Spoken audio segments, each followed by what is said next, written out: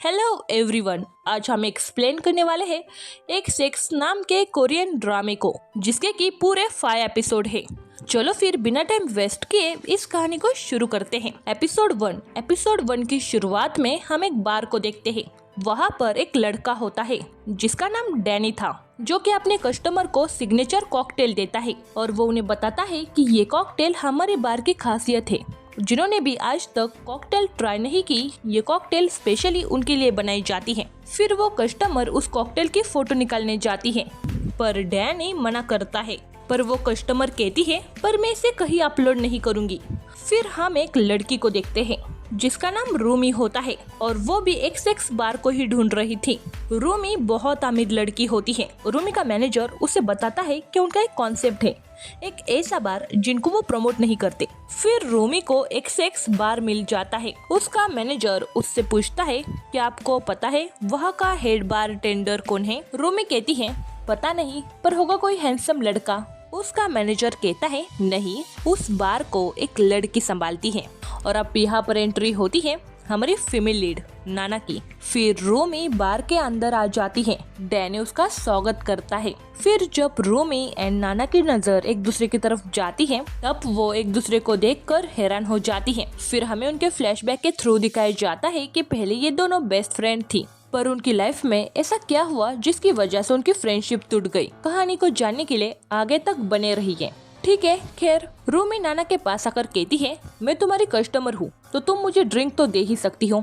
फिर नाना उसके लिए कॉकटेल बनाती है। फिर रूमी नाना को अपने बार का कार्ड देती है और कहती है मेरे बार का नाम ही काफी है। तब नाना एक बहुत अच्छा डायलॉग मारती है कि अगर नाम काफी होता तो कार्ड नहीं छपवाती। फिर जब रूमी कॉकटेल को पीती है तब वो उसको बहुत पसंद आता है। फिर रूमी नाना को एक ऑफर देती है उसके साथ काम करने की, क्योंकि वो जल्दी ही एक न्यू बार खोलने वाली थी। नाना कहती है पहला तो बार तुमसे संभाला नहीं जा रहा और अब दूसरा निकाल रही हो। तुम्हें कॉकटेल बनाना तो आता है ना? नहीं आता तो मैं सिखा दूंगी, पर तुम्हारे बेकार से बार में मैं काम नहीं करूंगी। रूमी कहती है एक बार जरूर सोचना। नाना कहती है सोच लिया, मुझे तुम्हारे साथ तो काम नहीं करना। तो रूमी वहाँ से चली जाती है। उसे जाता हुआ देखकर नाना को उन दोनों के कुछ खास पल याद आते हैं। फिर अगले दिन नाना इसके बारे में अपने फ्रेंड जोंग को बताती है। जोंग को रूमी पे बहुत ज्यादा गुस्सा आता है, और अगर जोंग की बात करें तो जोंग पहले रूमी एंड नाना का कॉमन फ्रेंड था,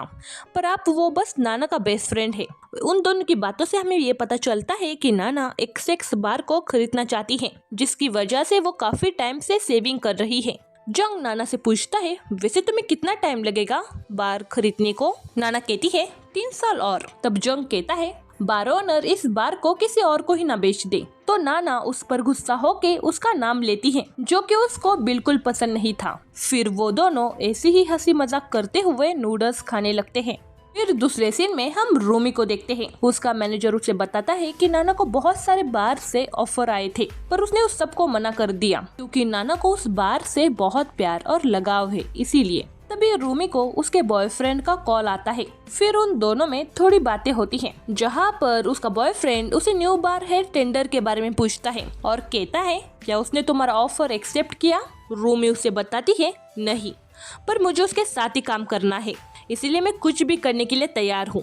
फिर जब नाना बाहर जाने के लिए तैयार हो रही थी, तब उसे अपने बॉस का कॉल आता है और वो उसे बताते हैं कि मैंने अपने बार को किसी और को बेचा है, क्योंकि उनकी फाइनेंशियल कंडीशन इतनी ठीक नहीं थी। बार बेचने की बात सुन के नाना बहुत ज्यादा परेशान हो जाती है और कहती है पर मैंने आपको कहा था ना कि मैं इस बार को खरीदूंगी। बार ओनर उसकी माफी मांगते हैं और कहते हैं ये सब अचानक हो गया, पर मैंने उनसे बात की है, वो तुम्हें और डैनी को वहाँ पर ही काम पे रखेंगे। और फिर वो फोन रख देते हैं। नाना बार के बारे में सोच के बहुत ज्यादा उदास हो जाती है। फिर वो जोंग के साथ अपने बार में आती है। डैनी को लगता है कि ये दोनों रिलेशनशिप में है और एक साथ रहते हैं। जोंग कहता है हाँ, हम दोनों एक साथ तो रहते हैं, पर 2 बेडरूम वाले अपार्टमेंट में। और फिर वो नाना को डांटने लगता है कि तुम सबको पूरी बात बताया करो, वरना सबको लगेगा कि हम दोनों रिलेशनशिप में हैं। नाना कहती है वैसे भी क्या फर्क पड़ता है, लोगों को जो सोचना है वो वही सोचेंगे। फिर उन दोनों की बातों से डैनी को ये पता चलता है कि बार ओनर ने इस बार को बेच दिया है और फिर वो इसके बारे में नाना से पूछता है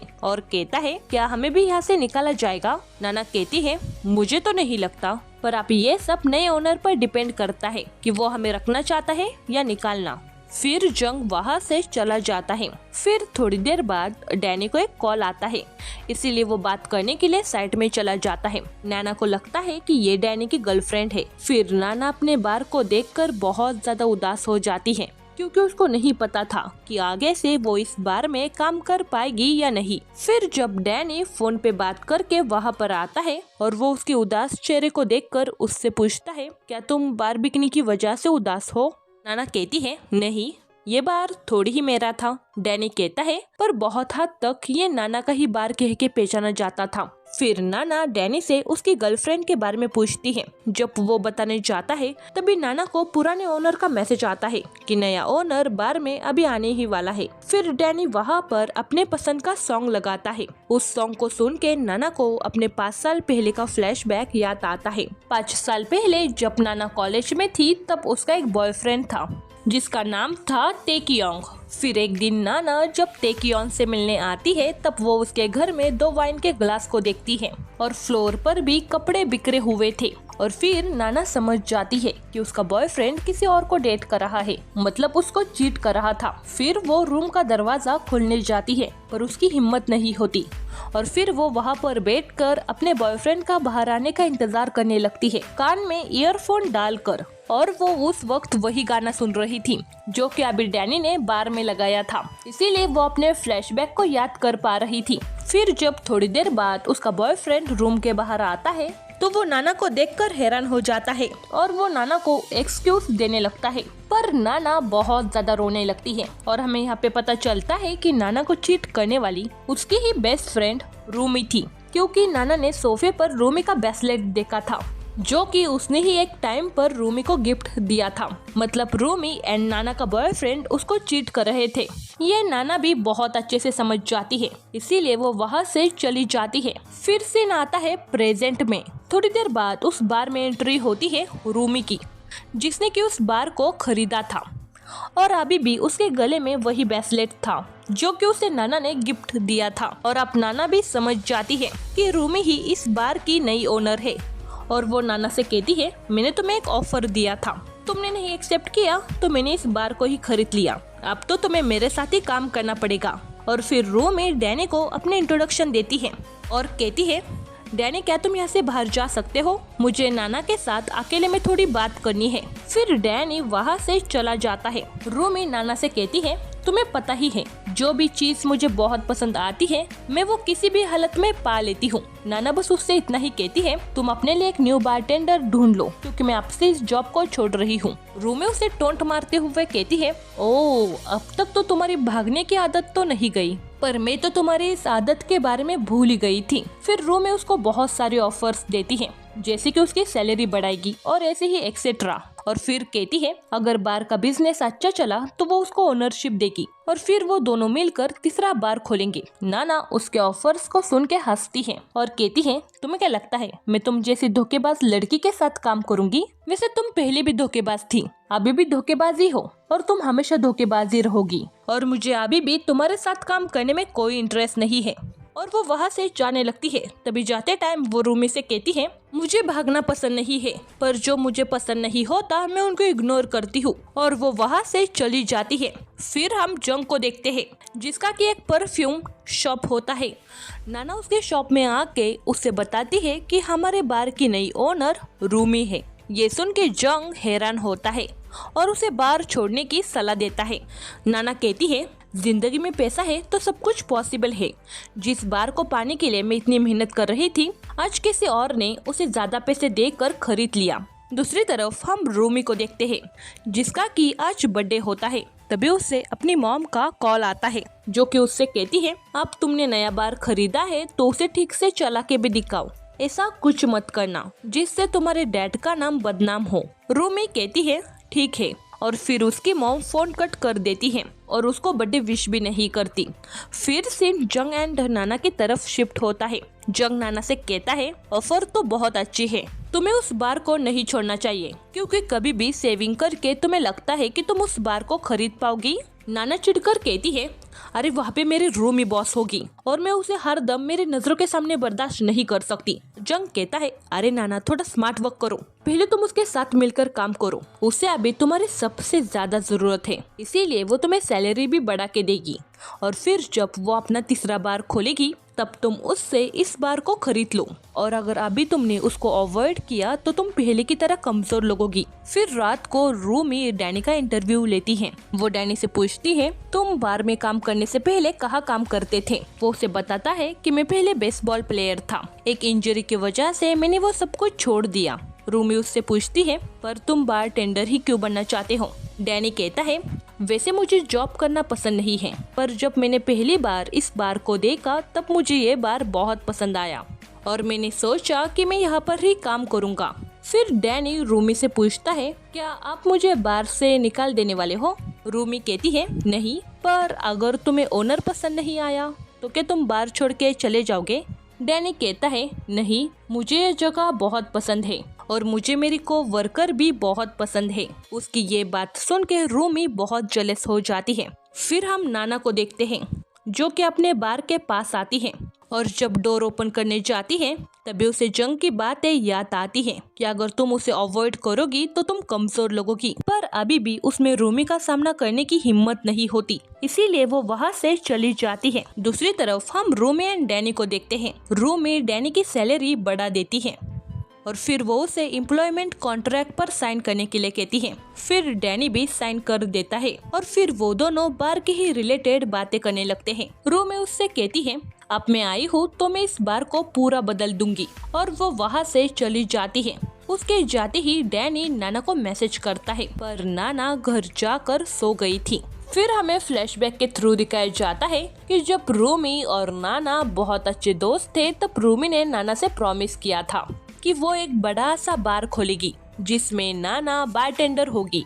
फिर जब अगले दिन डैनी बार में आता है तब उसे पता चलता है कि रूमी बार का रिनोवेशन कर रही है। फिर वो नाना को कॉल करता है और इसके बारे में बता देता है। फिर नाना भी जल्दी से उस बार में आती है जहाँ पर रूमी उसे रिनोवेशन करने की बात बता देती है। तब नाना उसे मना करती है।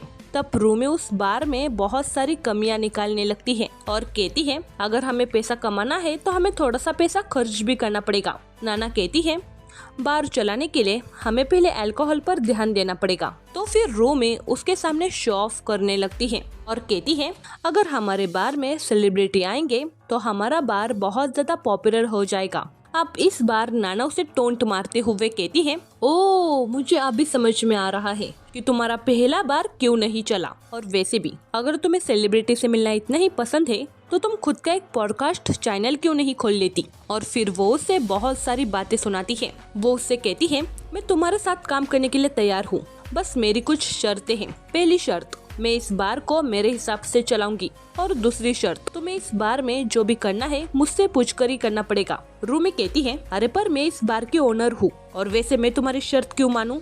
नाना कहती है ठीक है फिर चला के दिखाओ इस बार को, और फिर तुम ही सोचो कि तुम्हें सबसे ज्यादा जरूरत किसकी है, बार ओनर की या बार को चलाने वाली की। और फिर वो वहाँ से चली जाती है। फिर रात को जब नाना बार में काम कर रही थी तब वो डैनी की माफी मांगती है उसके मैसेज को इग्नोर करने के लिए। फिर बातों बातों में डैनी नाना को बताता है कि कल रूमी ने उसका इंटरव्यू लिया। नाना उससे पूछती है फिर उसने तुमसे क्या क्या पूछा। डैनी कहता है ऐसे कुछ खास नहीं, बस उसने मुझसे एम्प्लॉयमेंट कॉन्ट्रैक्ट पर साइन करके लिया और उसने मेरी सैलरी भी बढ़ा दी। तभी वहाँ पर एक आदमी आता है जिसका नाम क्यू मिन होता है और वो रूमी का बॉयफ्रेंड होता है। फिर रूमी उसे उन दोनों से इंट्रोड्यूस करवाती है। फिर रूमी का बॉयफ्रेंड नाना एंड डैनी के सामने रूमी की बहुत तारीफ करता है। फिर थोड़ी देर बाद रूमी और उसका बॉयफ्रेंड वहाँ से चले जाते हैं। नाना भी उन दोनों को जाता हुआ देखती है। फिर कार में रूमी का बॉयफ्रेंड उसे परफ्यूम गिफ्ट देता है। रूमी परफ्यूम को देखकर बहुत खुश हो जाती है। तभी वो नोटिस करती है कि कार में और एक परफ्यूम की बोतल है और फिर वो इसके बारे में अपने बॉयफ्रेंड से पूछती है उसका बॉयफ्रेंड कहता है कल मेरी मॉम का बर्थडे है, उनके लिए खरीदा है। फिर रूमी उसे कल डेट पे चलने के लिए कहती है पर वो उसे मना कर देता है और कहता है कल रात मुझे मेरी फैमिली के साथ डिनर पर जाना है। फिर वो उससे बार रिनोवेशन के बारे में पूछता है। रूमी कहती है मैं थोड़ी कंफ्यूज हूँ, मुझे मेरे एम्प्लॉय को कैसे ट्रीट करना चाहिए, एक फ्रेंड की तरह या एक ओनर की तरह। फिर जब डैनी एंड नाना घर जा रहे होते हैं तब डैनी नाना को बताता है कि मेरी कोई भी गर्लफ्रेंड नहीं है। नाना कहती है क्या, पर कोई भी लड़की जब बार में तुमसे फ्लर्ट करती है तब तुम उसे अपनी गर्लफ्रेंड के बारे में बताते हो। डैनी कहता है वो ऐसे ही, उन्हें टालने के लिए। फिर डैनी नाना से पूछता है क्या पहले तुम और रूमी अच्छे फ्रेंड्स थे? नाना कहती है हाँ, पर 5 साल पहले कुछ खास रीजन की वजह से मैंने वो फ्रेंडशिप ही तोड़ दी। और फिर वो डैनी से कहती है पर इस बार मैं भागूंगी नहीं, उसका सामना करूंगी। और इसी के साथ एपिसोड 1 यही खत्म हो जाता है और फिर मैं एपिसोड 2 को भी जल्दी डाल दूंगी। Wait and watch. Bye bye.